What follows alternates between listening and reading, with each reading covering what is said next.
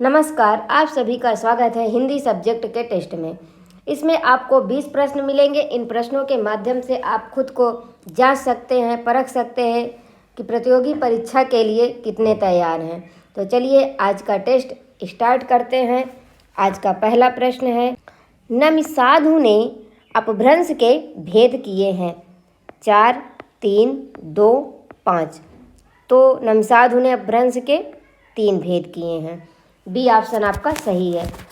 और वो 3 भेद हैं उपनागर,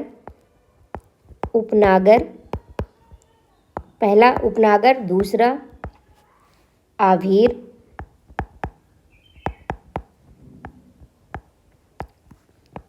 तीसरा ग्राम्य। अगला प्रश्न है, अपभ्रंश का वाल्मीकि कहा गया है स्वयंभू, पुष्पदंत, धनपाल, विद्यापति। तो ये कहा गया है स्वयंभू को। डॉक्टर भयाड़ी ने स्वयंभू को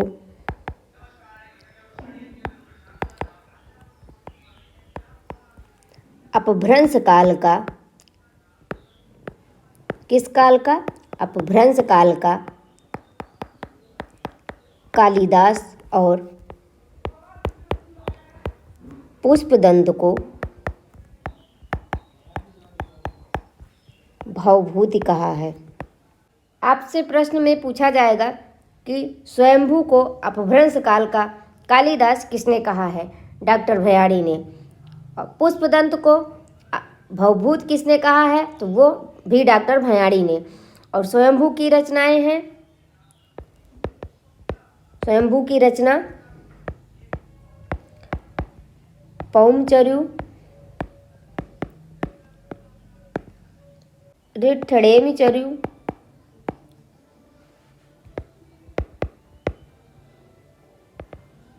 स्वयंभू छंद, इनकी 3 रचनाएं हैं। और अगला प्रश्न है, डॉक्टर जॉर्ज ग्रियर्सन ने राजस्थानी बोलियों को कितने वर्गों में विभाजित किया है? तो 8, 7, 5, 4। तो इन्होंने विभाजित किया राजस्थानी बोलियों को 5 भागों में। पहली बोली है पश्चिमी राजस्थानी, पहली है पश्चिमी राजस्थानी। दूसरी है उत्तरी राजस्थानी, उत्तरी राजस्थानी। तीसरी मध्य पूर्वी राजस्थानी। चौथी है दक्षिण पूर्वी राजस्थानी, दक्षिण पूर्वी राजस्थानी। 5वीं है दक्षिणी राजस्थानी।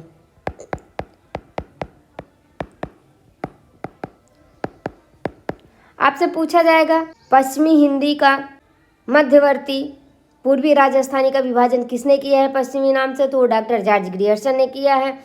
आपसे संख्या पूछ ली जाएगी और इन बोलियों का नाम दे दिया जाएगा और पूछ लिया जाएगा कि किसने किया है या किसने नहीं किया है। किस बोली, इसमें 4 बोली दे दी जाएगी, एक कोई अन्य बोली दे दी जाएगी, तो उसमें से भी आपका। अगला प्रश्न है, बीसल देव रासों के रचनाकार हैं नरपतनाल, जगनीक, दलपत विजय, चंद्रवरदाई। तो ये है नरपतनाल। ए ऑप्शन आपका सही है।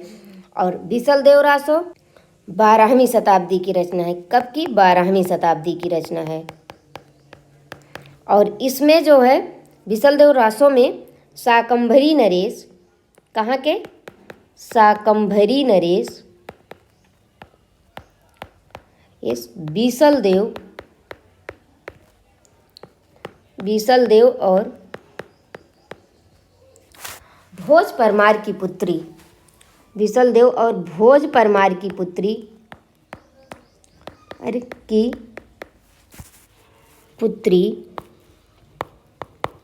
राजमती,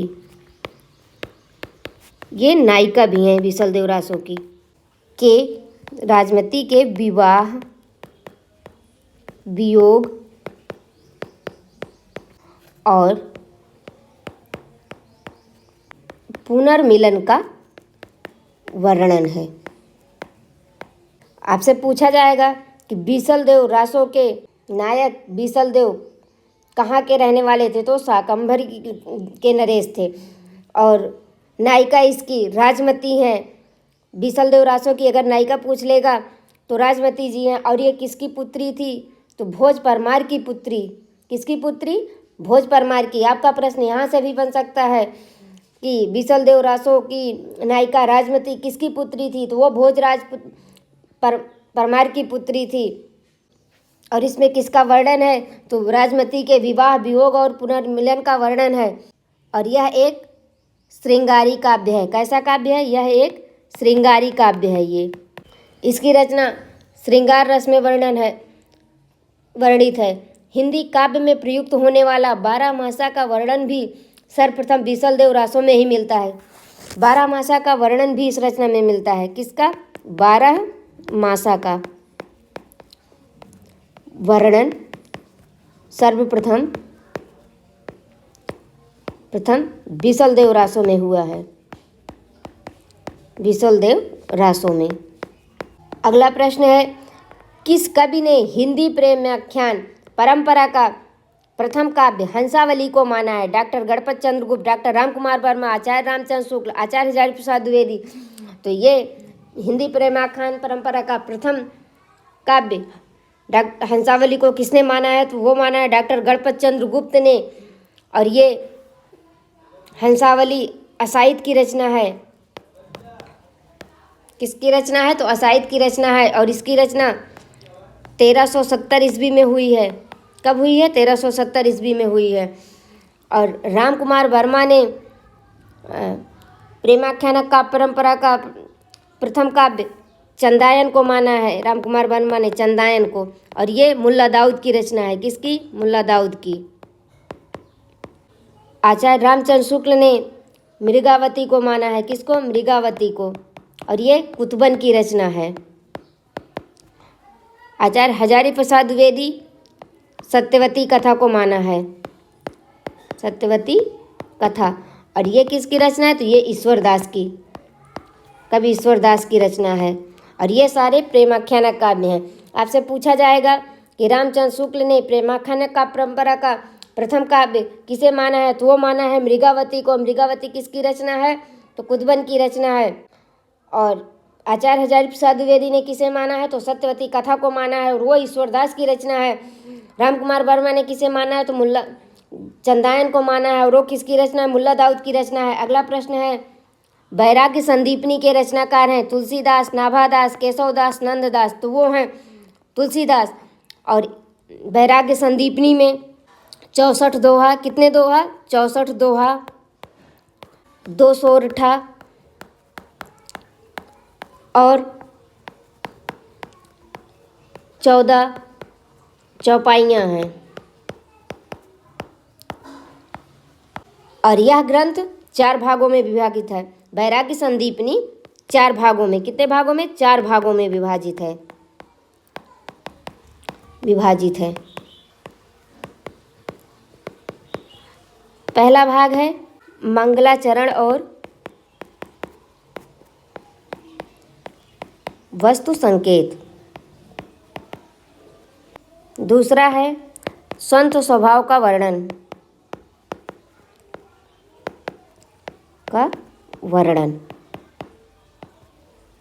तीसरा है संत महिमा का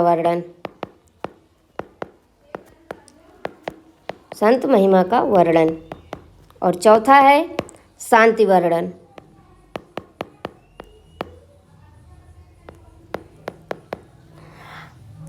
आपसे पूछा जाएगा कि तुलसीदास की रचना वैराग्य संदीपनी में कितना दोहा है, तो वो 64 दोहा है। या पूछ लिया जाएगा कि कितना सोरठा की संख्या कितनी है, तो 2 सोरठा है। और वैराग्य संदीपनी में चौपाइयों की संख्या कितनी है, तो 14 चौपाइयाँ हैं। और यह वैराग्य संदीपनी कितने भागों में विभाजित है, तो वो 4 भागों में। वो है कौन कौन सा, तो मंगलाचरण और वस्तु संकेत, संत स्वभाव का वर्णन, संत महिमा का वर्णन, शांति वर्णन आपको दे दिया जाएगा। मंगलाचरण और वस्तु संकेत, संत स्वभाव का वर्णन, संत महिमा का वर्णन या शांति वर्णन। और पूछ लिया जाएगा, इसमें से कोई और एक दे दिया जाएगा और पूछ लिया जाएगा कि इनमें से वैराग्य संदीपनी में के भागों में नहीं विभाजित है, तो आपको वहाँ से भी प्रश्न बन सकता है। आपका प्रश्न कई तरीके से बन सकता है। अब प्रश्न का लेवल भी बदल चुका है, क्योंकि अब रचनाकार नहीं पूछते हैं, अब डीप में जाकर प्रश्न उठाया जाता है। अगला प्रश्न है, सूरसागर को स्त्री चरित्र का विशाल काव्य कहा है? आचार्य रामचंद्र शुक्ल, हजारी प्रसाद द्विवेदी, श्याम सुंदर दास, डॉक्टर बच्चन सिंह। तो ये किसने कहा है? ये कहा है हजारी प्रसाद द्विवेदी ने। सूरसागर को स्त्री चरित्र का विशाल काव्य कहा है हजारी प्रसाद द्विवेदी ने। और यह सूरसागर किसकी रचना है? तो ये सूरदास की रचना है, सूरदास की रचना है। सूरसागर की रचना श्रीमद् भागवत के आधार पर, श्रीमद् भागवत के आधार पर की गई है। आपका प्रश्न यहाँ से भी बन सकता है, सूरसागर की रचना किसके आधार पर की गई है? तो वो श्रीमद् भागवत के आधार पर की गई है। और इसमें 12 स्कंद हैं। कितने? इसमें 12 स्कंद हैं, 12 स्कंध हैं। अगला प्रश्न है, मौसम कौन कुटिल खल कामी पंक्ति के रचनाकार हैं? तुलसीदास, मीराबाई, विठलनाथ, सूरदास। तो ये है सूरदास, डी ऑप्शन आपका सही है। तुलसीदास की पंक्ति है, केशव कहीं ना जाए का कहिए, कहीं ना जाए का कहिए कहिए। मीराबाई की पंक्ति है, असुवन जल सींच सींच प्रेम बेली बोई, असुवन जल सींच सींच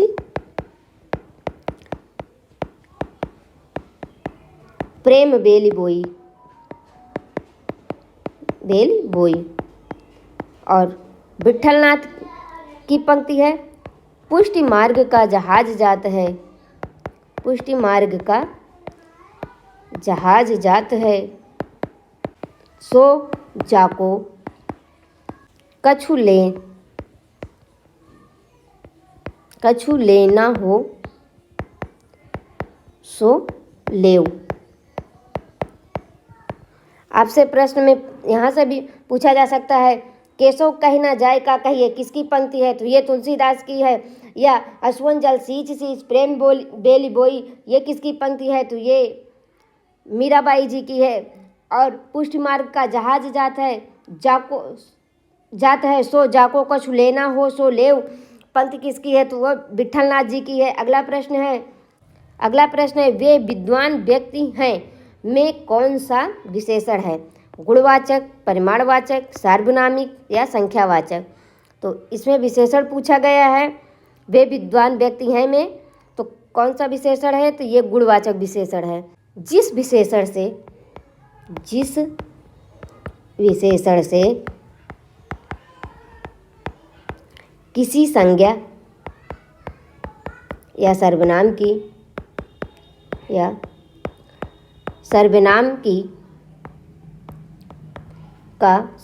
का गुण, दोष, रूप, रंग, आकार प्रकार और दशा का वर्णन हो, उसे गुणवाचक विशेषण कहते हैं। अगला प्रश्न है, वियोगी हरि का वास्तविक नाम है? हरिप्रसाद द्विवेदी, हजारी प्रसाद द्विवेदी, हरिहर प्रसाद द्विवेदी, हरनाथ द्विवेदी। तो ये है हरिप्रसाद द्विवेदी। वियोगी हरि ने भाव प्रधान निबंध लिखे हैं। कैसा निबंध? तो भाव प्रधान निबंध लिखे हैं, भाव प्रधान निबंध लिखे। और गद्य गीत भी लिखे हैं, गद्य गीत भी लिखे हैं।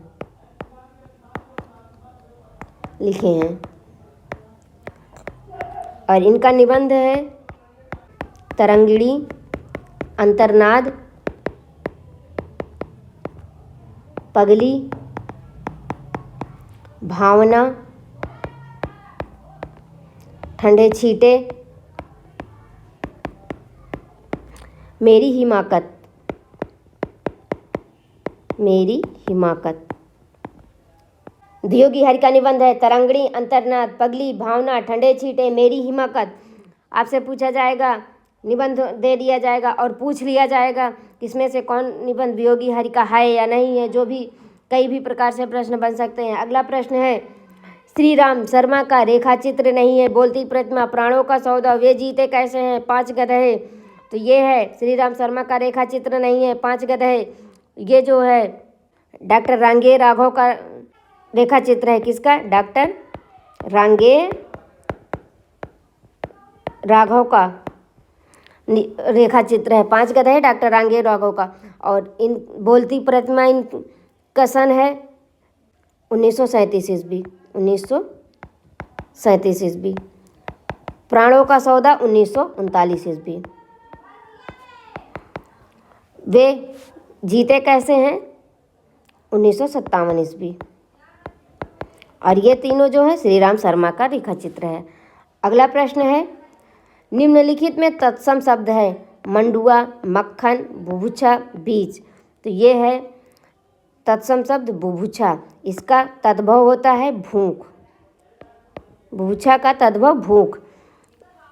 और मंडुआ जो है तद्भव शब्द है, इसका तत्सम जो है मंडप होता है। मंडुआ का तत्सम मंडप होता है। और मक्खन जो है ये भी तद्भव शब्द है और इसका जो है तत्सम होता है मृक्षण। क्या होता है? मृक्षण होता है। बीज जो है ये भी तद्भव शब्द है, इसका तत्सम जो है वर्त्म होता है। क्या होता है? वर्त्म होता है। अगला प्रश्न है, काव्य हेतु के लिए काव्यांग शब्द का प्रयोग किसने किया है? आचार्य मम्मट ने, वामन ने, दंडी ने, रुद्रट ने। तो ये काव्य हेतु के लिए काव्यांग शब्द का प्रयोग किया है तो आचार्य वामन ने। बी ऑप्शन आपका सही है। वामन ने लोक विद्या या लोक व्यवहार, लोक विद्या या लोक व्यवहार प्रकीर्ण को काव्य हेतु माना है। लोको विद्या प्रकीर्णंच काव्यांगानि। शब्द रसायन में काव्य का स्वरूप वर्णित है तो शब्द रसायन में किस काव्य का रूप वर्णित है? रस, अलंकार, वृत्ति या उपर्युक्त सभी। तो जिसमें जो है सभी वर्णित है और ये देव की रचना है। किसकी? देव की रचना है। इसका स्वरूप जो है इसमें रस, गुण, अलंकार, वृत्ति, छंद और नायिका भेद का वर्णन है। का भेद का वर्णन है।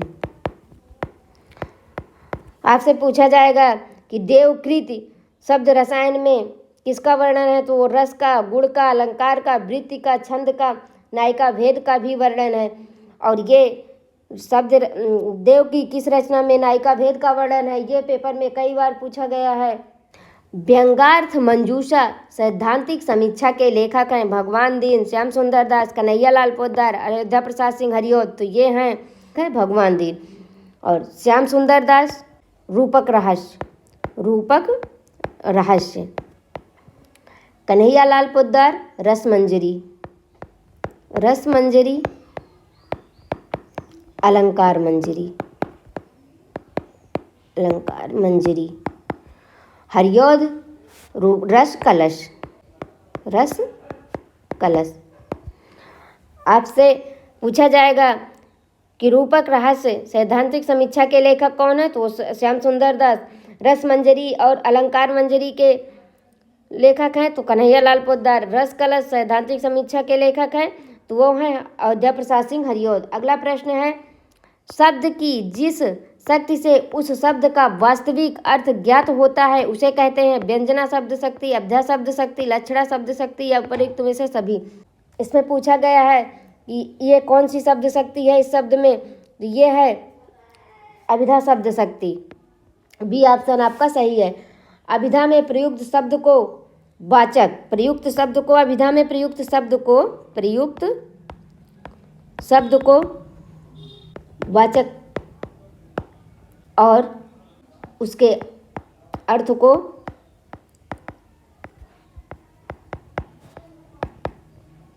वाच्यार्थ या मुख्यार्थ कहते हैं।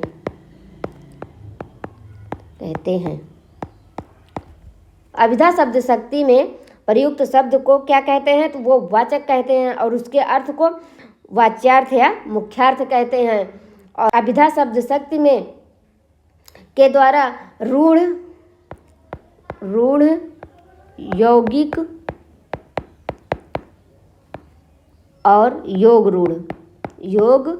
रूढ़ शब्दों का अर्थ बोध होता है और इसके शब्द शक्ति के 3 भेद होते हैं। कौन कौन से शब्द शक्ति के भेद हैं, तो व्यंजना शब्द शक्ति, अभिधा शब्द शक्ति और लक्षणा शब्द शक्ति, ये तीनों शब्द शक्ति के भेद हैं। अगला प्रश्न है, श्यामा स्वप्न उपन्यास के लेखक हैं ठाकुर जगमोहन सिंह, लाला श्रीनिवास दास, राधा कृष्ण दास, बालकृष्ण भट्ट। श्यामा स्वप्न के लेखक हैं ठाकुर जगमोहन सिंह, ए ऑप्शन आपका सही है। और श्यामा स्वप्न का प्रकाशन 1888 ईस्वी में। कब हुआ था प्रकाशन, तो 1888 ईस्वी में। इसमें जो है श्यामा स्वप्न में ब्राह्मण कुमारी श्यामा स्वप्न और ब्राह्मण कुमारी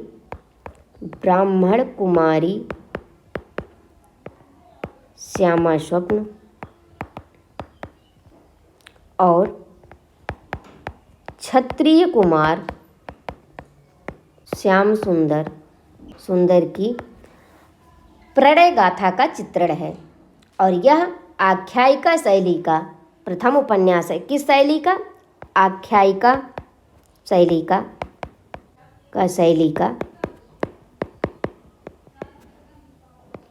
का प्रथम उपन्यास है। आपसे पूछा जाएगा कि आख्यायिका शैली का प्रथम उपन्यास है, तो वो है श्यामा स्वप्न। और इसमें श्यामा स्वप्न किस जात की थी, तो ब्राह्मण कुमारी थी और श्याम सुंदर क्षत्रिय कुमार था। अब प्रश्न में बहुत डीपली से पूछा जा रहा है, जैसे ये ब्राह्मण कुमारी थी, श्यामा स्वप्न कैसी कुमारी थी, तो ब्राह्मण कुमारी थी और क्षत्रिय कुमार कौन थे, तो श्याम सुंदर क्षत्रिय कुमार। अगला प्रश्न है, सच्चिदानंद हीरानंद वात्स्यायन अज्ञेय की किस कविता में जापानी काव्य का नमूना प्रस्तुत किया गया है। सांप, असाध्य बीड़ा, एक चिड़ का खाका, भग्नदूत। तो ये किया गया है, जापानी काव्य का नमूना प्रस्तुत किया गया, तो ये किया गया एक चिड़ का खाका में। और जापानी भाषा में ऐसे मुक्तकों को हाइकू कहते हैं। क्या कहते हैं, हाइकू। किस भाषा में, जापानी भाषा में ऐसे मुक्तकों को हाइकू कहते हैं। और असाध्य बीड़ा इनका जो है काव्य संग्रह जो है आंगन के पार द्वार में संकलित है। आंगन के पार द्वार जो है इनका काव्य संग्रह है। असाध्य बीड़ा जो है आंगन के पार द्वार काव्य संग्रह,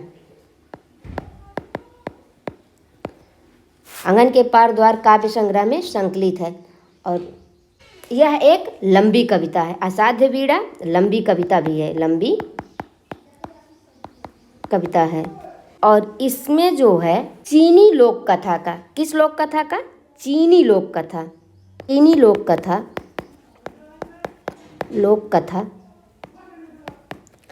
टेमिंग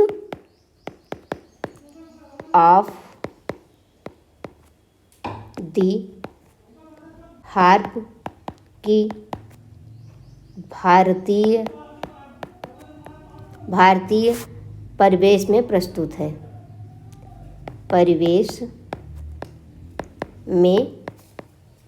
है। आपसे पूछा जाएगा कि चीनी लोक कथा टेमिंग ऑफ द हार्प की भारतीय लोक भारतीय परिवेश में प्रस्तुत अज्ञे की रचना है वो है असाध्य बीड़ा। और ये किस काव्य संग्रह में संकलित है? तो आंगन के पार द्वार काव्य संग्रह में संकलित है। और यह इनकी लंबी कविता है। सांप इनकी व्यंग रचना है। सांप इनकी व्यंग रचना है, व्यंग कविता है। और इसमें जो है सांप और चा छा जा झा तालव्य व्यंजन है। कैसा? तालव्य व्यंजन। ता था दा धा दंत व्यंजन। पा फा बा भा ओष्ठ व्यंजन है, ओष्ठ व्यंजन। अगला प्रश्न है और आज का अंतिम प्रश्न है, उत्साह शब्द का विशेषण है उत्साह, उत्साहित, उत्साह, उत्साही।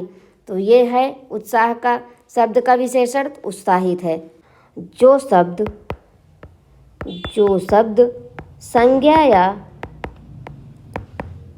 सर्वनाम की विशेषता बताता है